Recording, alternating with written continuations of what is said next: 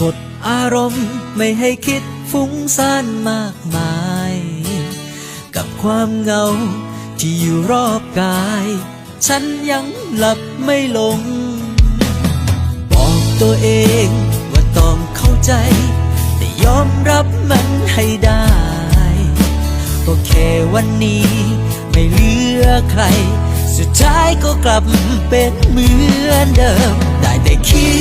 ดก็เท่านั้นไม่เคยทำได้เลยสักทีสิ่งเดียวที่ฉันมีก็คือคำปลอบใจตัวเองเท่านั้นก็แค่อีกคืนที่เหน็บหนาวก็แค่อีกคืนที่อ้างว้างไม่เหลือเลยสักอย่างข้างกายก็มีแต่ความเงียบงันก็แค่อีกคืนที่ปวดร้าวก็แค่อีกคืนที่มีแต่ฉันกับความเหงาและเดียวดายสุดท้ายก็ลงเอ่ยด้วยน้ำตา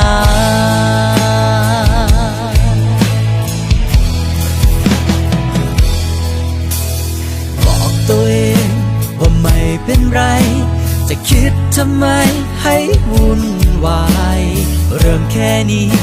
ก็ไม่เท่าไรแต่ฉันทำไมเป็นอย่างนี้ได้แต่คิดก็เท่านั้นไม่เคยทำได้เลยสักทีสิ่งเดียวที่ฉันมีก็คือคำปลอบใจตัวเองเท่านั้นก็แค่อีกคืนที่เหน็บหนาวก็แค่อีกคืนที่อ้างว้างไม่เหลือเลยสักอย่างข้างกายก็มีแต่ความเงียบงันก็แค่อีกคืนที่ปวดร้าวก็แค่อีกคืนที่มีแต่ฉันกับความเหงาและเดียวดายสุดท้ายก็ลงเอ่ยด้วยน้ำตา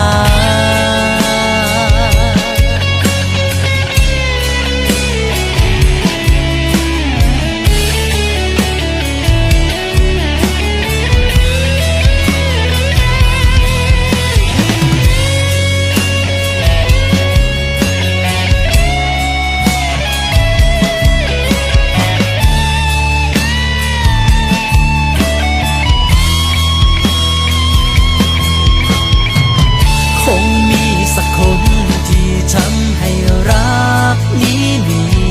จริง